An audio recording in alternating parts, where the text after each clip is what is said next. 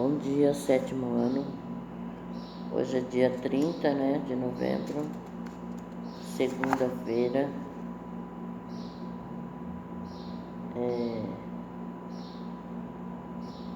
Vamos dar continuidade aí no nosso conteúdo, pessoal, e terminarmos, Essa semana nós temos que terminar esse conteúdo, porque na próxima segunda começam as provas bimestrais. Então, em nós temos duas aulas para terminarmos o conteúdo e mais uma aula para corrigirmos a atividade da unidade 3 e da unidade 4. Então, vamos lá. Eu vou explicar rapidamente isso, e aí, se alguém tiver alguma dúvida, me chama no privado, fica mais fácil. Solo no planeta. Então, nós sabemos que a formação do solo, ele é um processo muito lento, lento, e ele pode demorar anos e anos, até 500 anos, a milhares de anos, para poder se formar. E o solo do planeta também, nós já vimos que ele está em constante transformação, Nós temos solos que são mais antigos, mais fundos, apresentam camadas diferenciadas, temos vários tipos de solo, Então, o solo é uma mistura, de componentes inorgânicos, Nós temos ali a água, o ar, as partículas de minerais, restos de seres vivos, matéria orgânica, que são os seres vivos que são mortos, ficam ali depositados. Então, vamos ver o que ele está falando aí sobre solo no planeta. A formação do solo é um processo muito lento, podendo demorar de 500 anos a milhares de anos. Os solos estão em constante transformação, mesmo depois de formados, uma vez que ficam sempre expostos à ação dos organismos que nele vivem e às condições do clima.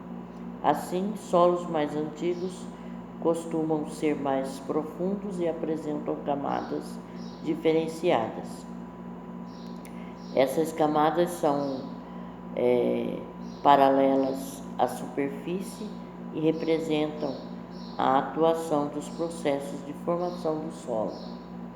O solo, que cobre grande parte da superfície da crosta terrestre, é uma mistura de componentes inorgânicos como a água, o ar, as partículas de minerais originados das rochas e componentes orgânicos como seres vivos e restos de matéria orgânica e organismos mortos.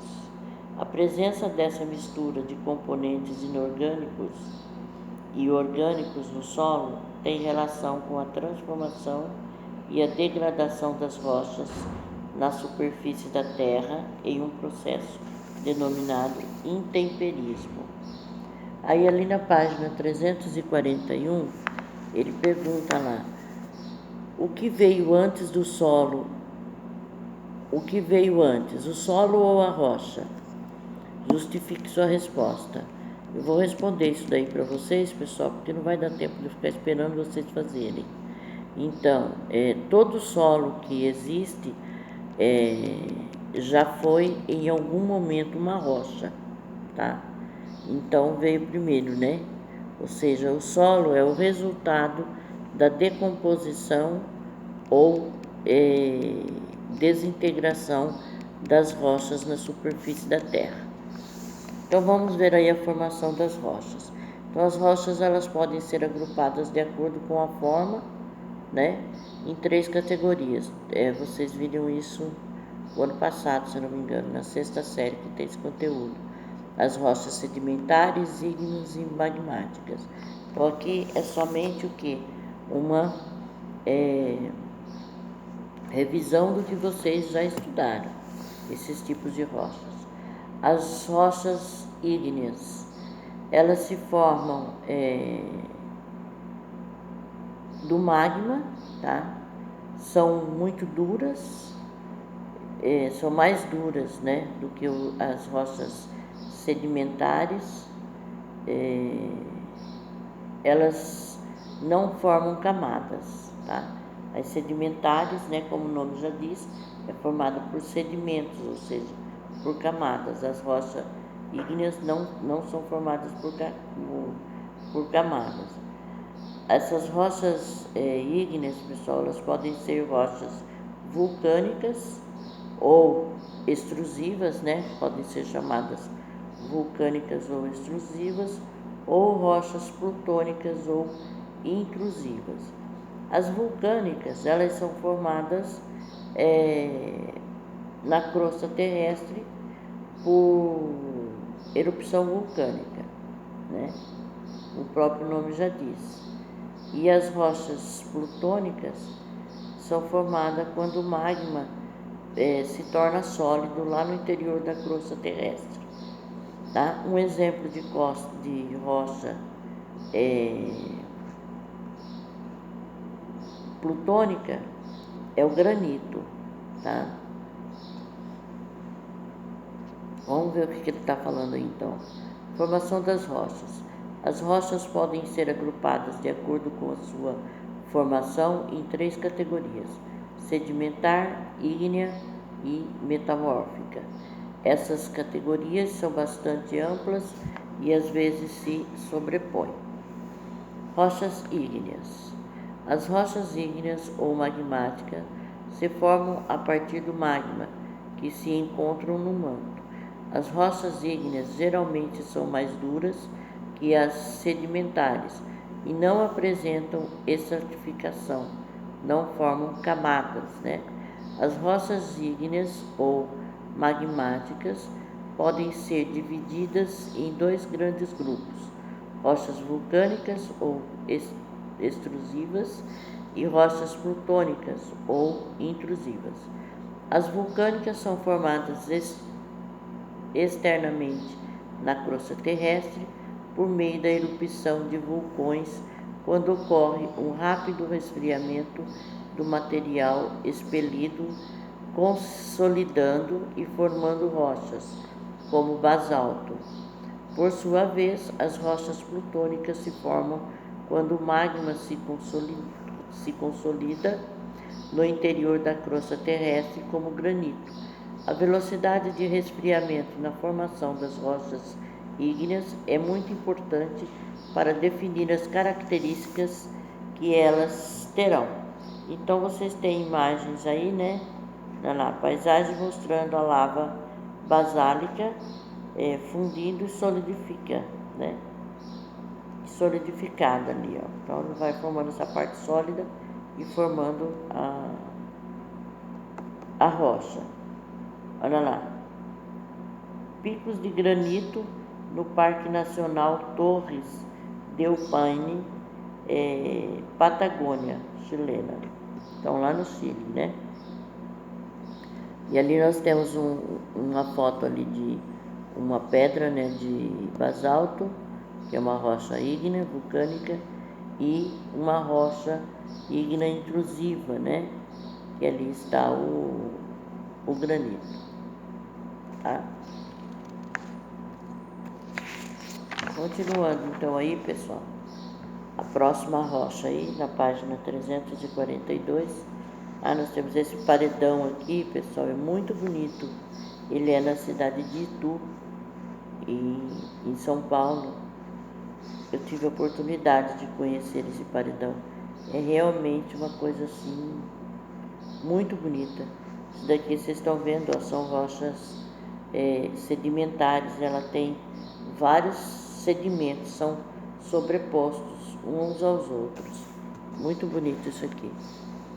Tá, então aí são as rochas sedimentares, né? Como eu acabei de falar aí, elas se formam por partes de outras rochas, por isso que ela tem uma sobre a outra, ou seja, sedimentos, né? Formada por partículas, né, de rochas e minerais que são depositados por milhares de anos, né? Então ele está dizendo aí, ó, rochas sedimentares. A maioria das rochas expostas na Terra é sedimentar. Elas se formam por partículas de outras rochas e minerais depositados em determinado local por milhares ou milhões de anos. Sob o efeito da pressão e da temperatura, esses fragmentos se tornam compactos e cimentados entre si. Com uma lupa é possível observar esses pequenos fragmentos como se fossem grãos de areia agrupados. As rochas sedimentares são relativamente macias, têm grau de resistência baixo e, em geral, apresentam camadas horizontais distintas. Plantas, ossos e até mesmo cadáveres de animais podem ficar presos entre as camadas de sedimentos dessas rochas, originando fósseis. Aí do lado vocês têm ali, o registro de um fóssil. As rochas sedimentares têm grande importância econômica, uma vez que são utilizadas nas construções e como fontes de energia, como é o caso do carvão mineral.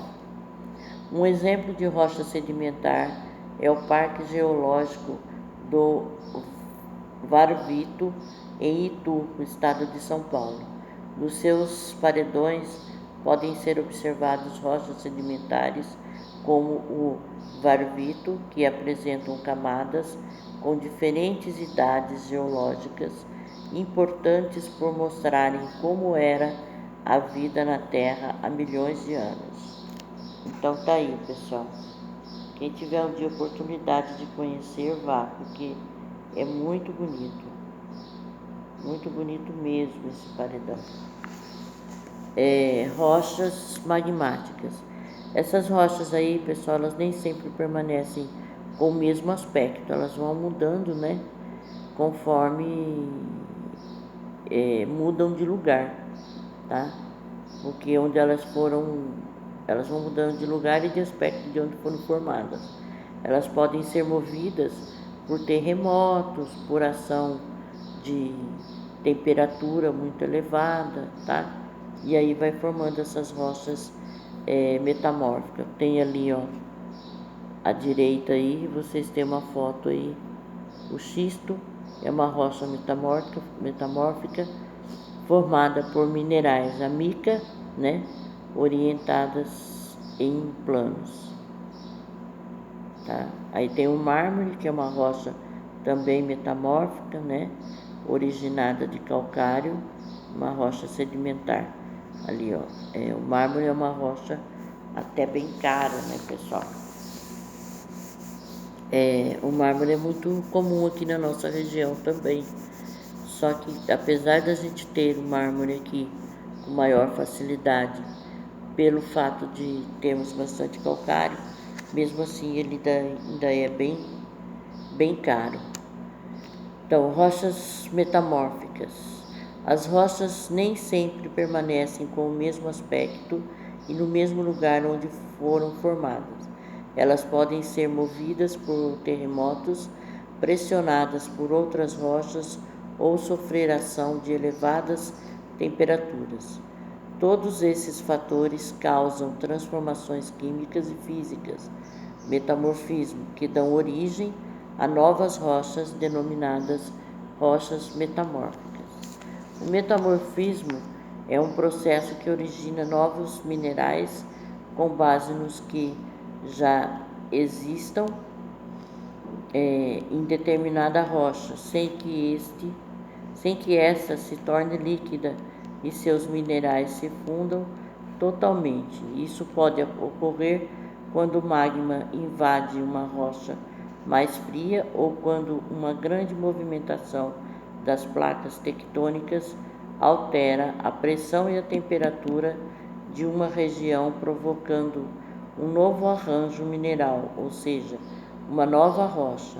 Nesse processo, é comum que as rochas sejam dobradas e os minerais cresçam, originados em planos.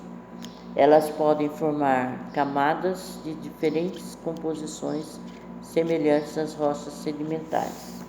Então, nós temos aí também o Pão de Açúcar, né, no Rio de Janeiro, que é constituído de gneisses, né? Que é uma rocha, né? Na realidade, esse Pão de Açúcar é uma rocha metamórfica, tá?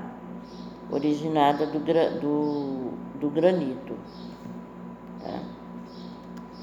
Aí tem ali biografia de Antônio Francisco Lisboa, que depois, quem tiver curiosidade de ver aí, que eu não vou nem entrar em detalhes sobre isso, senão nós não vamos terminar esse conteúdo.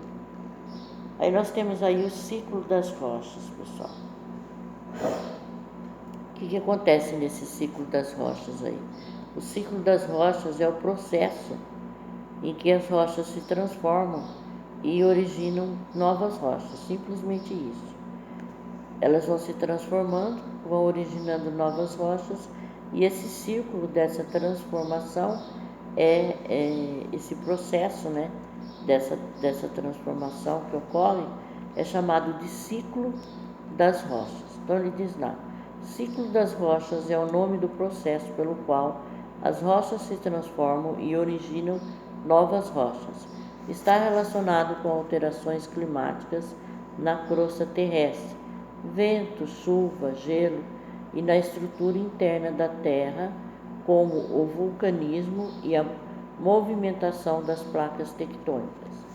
Dois fatores fundamentais que influenciam o ciclo das rochas são o intemperismo e o movimento das placas tectônicas. O intemperismo provoca o desgaste das rochas expostas na superfície. Os sedimentos gerados por esse desgaste podem se acumular e gerar rochas sedimentares. As modificações de pressão e temperatura no interior do planeta, relacionadas com a movimentação das placas tectônicas, podem transformar as rochas ígneas e sedimentares em rochas metamórficas.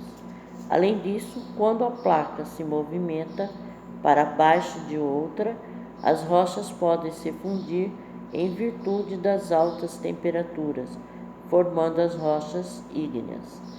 Então aqui tem um esquema, né, do ciclo dessas rochas aí, pessoal. Rochas metamórficas, né? Aí transporte, sedimentação, intemperismo, rochas sedimentares, que vão se transformar em metamorfismo, que vai se transformar em rochas metamórficas. Aí nós temos rochas ígneas, metamorfismo, que vai dar em rochas metamórficas. Essas rochas metamórficas, por fusão, vai dar origem às rochas ígneas, e as rochas ígneas, por intemperismo, sedimentação e transporte, se torna em rochas sedimentares. Então, o ciclo das rochas apresenta um conjunto de fenômenos naturais que faz com que um tipo de rocha se transforme em outro. O início se dá na superfície da Terra com a erosão provocada por intempéries, como a chuva e o vento, ou seja, intemperismo, né? Chuva e o vento. Ao final desse processo, formam-se as rochas sedimentares, que se transformam em metamórficas nas profundezas da crosta terrestre. As rochas metamórficas, por sua vez, acabam virando magma, que em algum momento se solidifica e se transforma em rocha ígnea, dando início ao ciclo novamente. Esse processo leva milhões de anos para ocorrer, em um processo contínuo e infinito em que nada se perde e tudo se transforma. Eu já falei para vocês que essa frase aqui, na natureza nada se perde, nada se cria, nada se perde, tudo se transforma. É uma frase muito famosa do pai da química, que é o Lavoisier. Aí tem um modelo de rocha, tal, que nós não vamos realizar isso, né? Aí nós temos lá, degradação das rochas de origem do solo. Como que essas rochas aí, né? O solo ele vai se originar pelo intemperismo, né, de uma rocha. Lembrando que esse intemperismo é o quê? ação do vento, da chuva, tá? E aí a rocha que vai originar o solo, ela é chamada de rocha matriz ou rocha mãe, porque dá origem à outra, tá? Então ele diz, o solo se origina pelo intemperismo de uma rocha, denominada rocha matriz ou rocha mãe. Os fragmentos de rocha gerados nesse processo se acumulam na superfície e originam a parte mineral do solo. O solo também é formado por materiais orgânicos compostos de restos de seres vivos, como folhas caídas e fezes de animais, que se misturam ao material de origem rochosa. A parte orgânica do solo sofre decomposição, originando o humus, material presente em certos tipos de solo. De acordo com o agente de desgaste da rocha matriz, o intemperismo pode ser classificado em físico, químico ou biológico. Temperismo físico, né? Então vamos ver aí o que é cada um desses fatores aí, né? Esse intemperismo físico, pessoal, ele vai ocorrer quando a temperatura aumenta, né? E aí dilata, as rochas meio que se dilata, né? E aí tem essa dilatação, é considerado intemperismo físico. Ocorre pela fragmentação mecânica de rochas e tem como agente mais frequente a variação da temperatura na superfície terrestre. Quando a temperatura aumenta, as rochas dilatam e, por sua vez, quando a temperatura baixa, contraem. Esse processo de dilatação e contração causa fragmentação da rocha ao longo do tempo. A alternativa entre degelo e congelamento da água, observado nas geleiras, é outro exemplo de intemperismo físico. Com o aumento da temperatura, a água degela e se infiltra nas fraturas das rochas. Quando a temperatura cai, a água congela e se expande, exercendo uma pressão que parte da rocha. A ação mecânica da água dos ventos também causa intemperismo físico. A fragmentação das rochas provocada pelos agentes físicos por fatores e ação de outros agentes do intemperismo, como os químicos. Quem trabalha com essas pedras aí, pessoal, sempre leva em consideração esse intemperismo físico, né, que é essa dilatação que pode ocorrer. Por isso, entre uma pedra e outra, né, em pisos, tem esses rejuntes, né, porque há essa dilatação, tá? Então, quem trabalha com isso, com pedras assim, leva muito em consideração o intemperismo, que na realidade essa variação aí de temperatura. Vamos ver o intemperismo químico.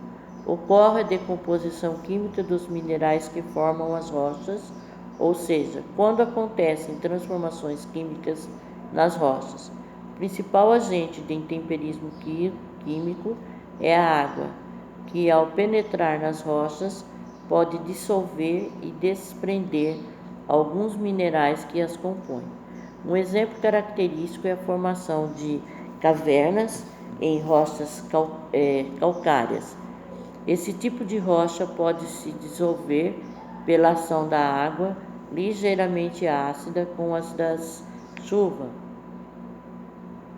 Ao longo do tempo, a dissolução dessas rochas formam as imensas galerias e estruturas que podem ser observadas no interior das cavernas.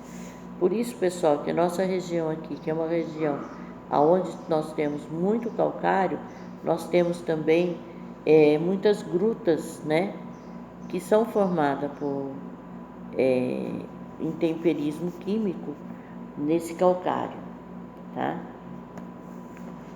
Aí vocês têm aí, ó, Gruta da Lagoa Azul, em Bonito, Mato Grosso do Sul, Brasil. Aqui na nossa região nós temos bastante grutas, né? E são formadas pelo intemperismo químico, por termos bastante calcário. Temperismo biológico ocorre quando a participação de seres vivos nos processos de desgaste das rochas. A raiz de uma árvore, por exemplo, pode se infiltrar em uma rocha e, ao fazer isso, fratura essa rocha em partículas. Nesse caso, a ação da raiz sobre a rocha não deixa de ser um intemperismo físico, uma vez que causa fragmentação. Dessa forma, podemos denominar esse intemperismo como físico-químico. É que acontece, pessoal, nas calçadas, né? Quando plantam alguns tipos de árvores onde a raiz é muito grande, né, e profunda, elas vão quebrando toda a calçada. Isso é um intemperismo biológico. Outro exemplo de intemperismo biológico é o que fazem os líquens associados entre certos fungos e algas. Quando fixado em uma rocha, esses seres vivos liberam ácidos que desgastam a rocha, formando debaixo deles um solo. Trata-se, portanto, de um intemperismo químico biológico. Outro exemplo de intemperismo biológico é a ação de animais cavadores, como tatus e lagartos, ou de pequenos insetos, como formigas ou cupins. Eles fazem sua toca e seus caminhos em solos ou entre rochas já fragmentadas, aumentando o contato dessas rochas com o ar úmido e, consequentemente, intensificando o seu desgaste. Então vocês têm aí, ó, temos aí à direita aí, líquens sobre rochas cinza. Debaixo de um líquen pode haver um solo em formação. Isso daí é muito comum a gente ver, né, pessoal?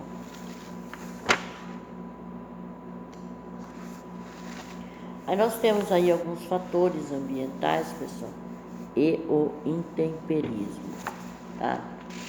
Fatores aí que podemos deixar para